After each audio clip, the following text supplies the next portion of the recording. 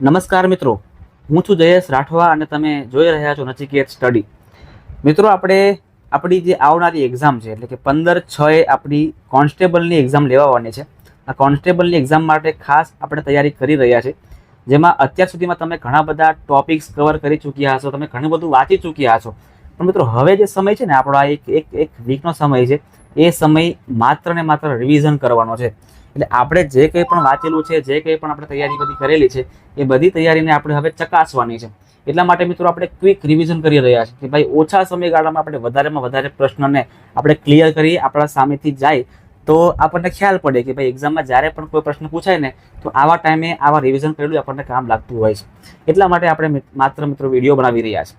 આપણે આની પહેલાં 2 વિડીયો બનાવેલા છે, જેમાં આમુખની વાત કરેલી છે, આમુખ વિશેના જે કંઈ પણ આઈએમપી પ્રશ્ન એની વાત કરી હતી. ત્યાર પછી આપણા ભારતના મૂળભૂત હકો કયા કયા છે અને એ મૂળભૂત હકોમાંથી કયા પ્રકારના પ્રશ્ન પૂછી શકે છે, તો એની પણ આપણે ચર્ચા એના ગયા વિડીયોમાં કરેલી છે. તો હવે આપણે મિત્રો આ વિડીયોની અંદર ભારતના બંધારણમાં આપણી જે મૂળભૂત ફરજ છે, મૂળભૂત ફરજ જે ડ્યુટીઝ છે, એમાંથી કયા કયા પ્રકારના પ્રશ્ન પૂછાઈ શકે છે, એ તમામ પ્રશ્નો એટલે કે 50 પ્રશ્નો આપણે આ વિડીયોમાં સોલ્વ કરવાના છે. ચાલો શરૂઆત કરીએ છીએ. આપણે આપણો સૌથી પહેલા નંબરનો પ્રશ્ન કે ભાઈ મૂળભૂત ફરજોને બંધારણમાં કઈ કલમ એટલે કયા આર્ટિકલ હેઠળ સમાવેશ કરવામાં આવેલો છે? તો ભાઈ 51A માં આપણને મૂળભૂત ફરજો આપેલી છે. આર્ટિકલ 51A માં આપણને મિત્રો મૂળભૂત ફરજ આપવામાં આવેલી છે. ચાલો, મૂળ ફરજો છે એ કયા ભાગમાં આવેલી છે? આપણે જે આ મૂળ ફરજો ખરી એ મૂળ ફરજ મિત્રો કયા? તો કે IV એટલે કે ચોથા ભાગમાં, ચોથાના એ ભાગમાં આ મૂળભૂત ફરજો છે એ આવેલી છે. મૂળભૂત ફરજો એટલે કે મૂળ ફરજો ભારતના બંધારણમાં ક્યારે ઉમેરવામાં આવી? તો મિત્રો શરૂઆતમાં મૂળભૂત ફરજો હતી નહીં, પણ 1976માં સુધારા કરવામાં આવ્યા અને 1976ની અંદર આ બંધારણમાં આ ફરજની કલમ જે છે ને સાહેબ એ ઉમેરવામાં આવી. મૂળ ફરજો કયા બંધારણ સુધારા દ્વારા ઉમેરવામાં આવી? તો કે 1976 આવે મતલબ કે 42મો બંધારણીય સુધારો. બરાબર મિત્રો, 76માં કયો આવશે? 1976માં આવશે 42મો બંધારણીય સુધારો. આ તમારે ખાસ યાદ રાખી લેવાનું છે. શરૂઆત થઈ ત્યારે કેટલી ફરજો હતી? તો કે શરૂઆતમાં 10 ફરજો ખાલી રાખવામાં આવી હતી, પણ હવે કેટલી છે? તો કે હવે એક ઉમેરાવી ગઈ છે, કે હવે 11 ફરજ થઈ ગઈ છે. અને 11મી ફરજ ક્યારે ઉમેરાઈ? તો કે 2002ની અંદર મિત્રો 11મી ફરજ છે એ ઉમેરવામાં આવેલી છે. હવે 11મી ફરજ પછી કઈ છે? તો કે ભાઈ 6 થી લઈને 14 વર્ષના બાળકોને શિક્ષણ આપવું. આ બહુ જ ઇમ્પોર્ટન્ટ ફરજ છે, બરાબર ને? દરેક વ્યક્તિ માટે, દરેક મા બાપ માટે, દરેક વાલી માટે આ ખૂબ જ આઈએમપી છે, બરાબર છે. આઈએમપી મતલબ કે એમના માટે ખૂબ મહત્વની છે, આપણા માટે આઈએમપી છે. 6 થી લઈને 14 વર્ષના બાળકોને શિક્ષણ આપવું એને 11મી ફરજ છે. આગળનો પ્રશ્ન જોઈએ છે, મૂળ ફરજોની પ્રેરણા કયા દેશમાંથી લેવામાં આવી? તો સોવિયત યુનિયન, જેને રશિયા કહેવાય છે, બરાબર, સોવિયત યુનિયન કે રશિયામાંથી આ મૂળભૂત ફરજોની પ્રેરણા લેવામાં આવેલી છે.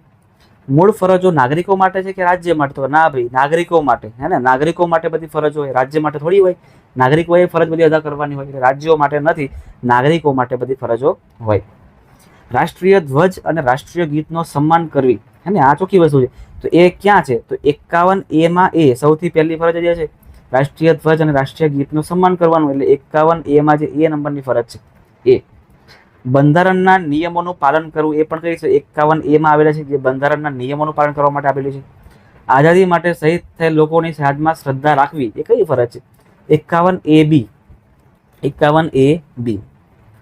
ભારતીય સંસ્કૃતિના વારસાની રક્ષા કરવી, બરાબર છે, એ કઈ? તો 51AF. 51AF જે છે એ વારસાની રક્ષા કરવાની એક ફરજ છે.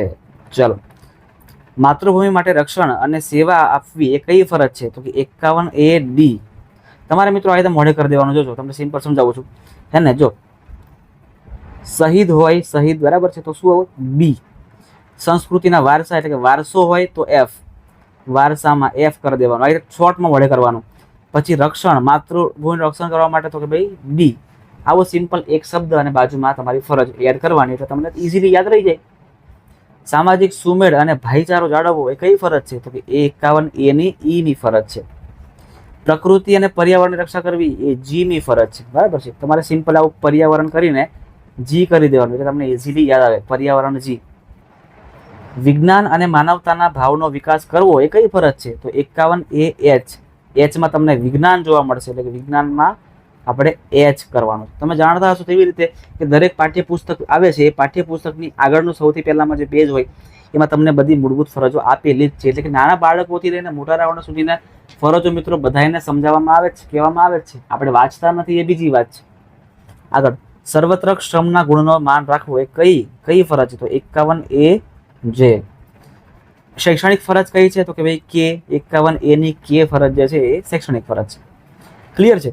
ચલો, મૂળ ફરજો લાગુ પડે છે નાગરિકો પર કે પરદેશીઓ પર? તો કે ભાઈ જે ભારતના નાગરિક છે, આપણું જે ભારતનું બંધારણ છે ને મિત્રો, એ કોના માટે છે? તો કે ભારતના નાગરિકો માટે છે. કે ભારતીય નાગરિકો પર આ ફરજો લાગુ પડે છે. મૂળ ફરજનો ભંગ કરવો એ ગુનો છે કે નહીં? તો કે ભાઈ જો ગુનો તો નથી જ, સજા થઈ શકે નહીં, પણ એમાં કાયદાકીય કાર્યવાહી થઈ શકે. કાયદાકીય કાર્યવાહી થઈ શકે છે.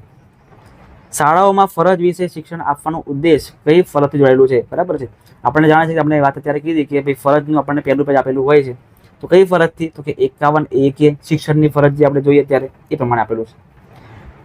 મૂળ ફરજો બંધારણમાં કયા વર્ષથી અમલમાં આવ્યું? તો કે 1976માં એનો પ્રસ્તાવ થયો અને 77ની અંદર 3 જાન્યુઆરી 77ની અંદર એને મિત્રો અમલમાં મૂકવામાં આવ્યું.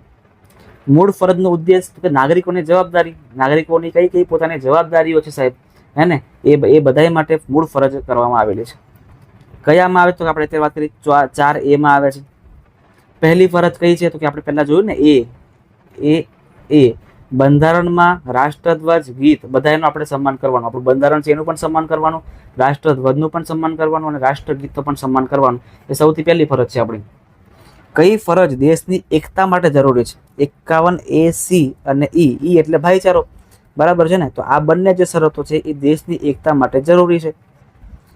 આગળ, જૈવ વિવિધતા માટે કઈ ફરજ જવાબદાર છે? પર્યાવરણ. આપણે જોયું ને અત્યારે કે પર્યાવરણ જી, તો કે જી આવશે. એટલે જે વિવિધતા શામાં આવે? પર્યાવરણમાં આવે. એટલે પર્યાવરણ માટે શું આવશે? જી. ત્યાર પછી વૈજ્ઞાનિક દ્રષ્ટિકોણ આપણે વાત કરી કે વિજ્ઞાન માટે H છે.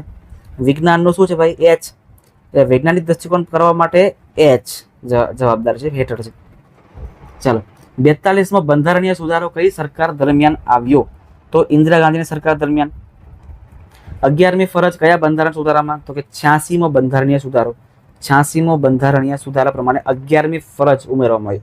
બધી ફરજો હોય તો ક્યારે? 42માં. જ્યારે શરૂઆત કરી એ ક્યારે?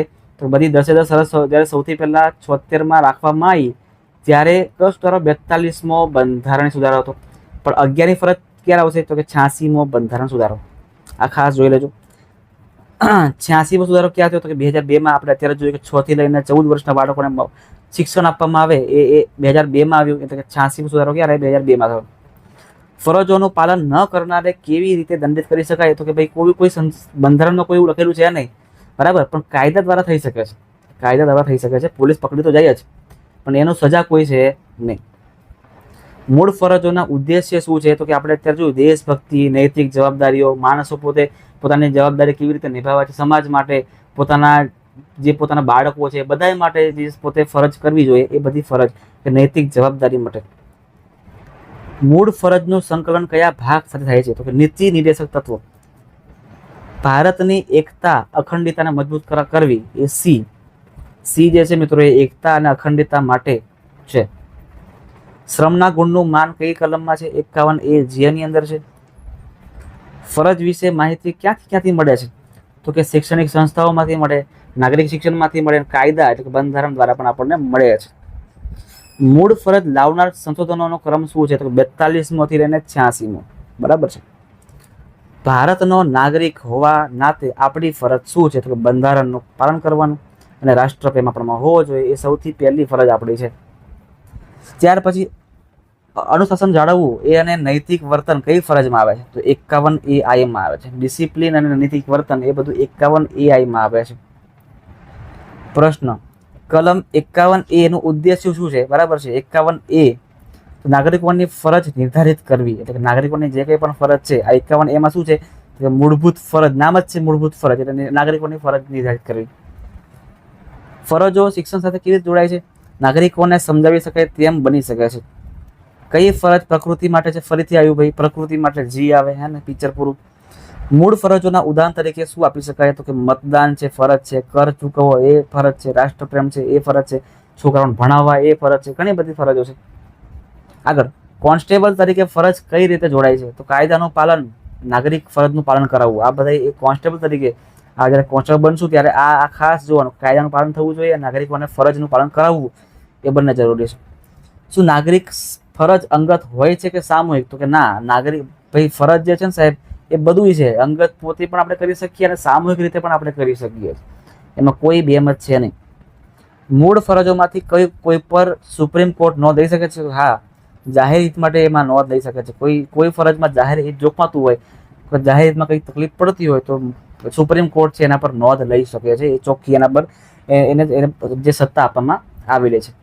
ક્લિયર છે મિત્રો? તો આ ટાઈપના પ્રશ્નો તમને ખાસ પૂછાઈ શકે છે. ખાસ તમારે 51A જે કંઈ પણ ABCD તમને જે પ્રમાણે કીધું એ પ્રમાણે ખાસ મિત્રો તૈયારી કરજો, બરાબર? ખાસ તૈયારી કરજો તો તમારા આમાંથી મિત્રો એક પણ માર્ક્સ જશે નહીં. આની બહારના કોઈ પ્રશ્ન પૂછવાની મિત્રો શક્યતા છે નહીં. એટલે આટલા પ્રશ્નોને કમ્પ્લીટ તૈયાર કરી લેજો, એકવાર જોઈ લેજો, એક્ઝામમાં આવે એટલે ટીક કરીને ભાગી આવજો, બરાબર છે? તો મળીએ છીએ આપણે ફરીથી નેક્સ્ટ વિડીયોની અંદર, જેમાં આપણે સંસદ વિશેની વાત કરવાની છે. ભાઈ મોસ્ટ IMP ટોપિક છે સંસદ શું કામ કરે, ત્યાં શું હોય, એવા સંસદના આપણે 50 પ્રશ્ન ક્લિયર કરવાના છે. તો મિત્રો ખાસ તમને જો વિડીયો ગમ્યો હોય તો વિડીયોને એક લાઇક મારી દેજો, તમારા મિત્રો સુધી આ વિડીયોને શેર કરી દેજો, અને જો તમે ચેનલ પર પહેલી વાર આવ્યા છો તો ચેનલને મિત્રો ખાસ સબસ્ક્રાઇબ કરવાનું ભૂલતા નહીં. મળીએ છીએ નેક્સ્ટ વિડીયોની અંદર.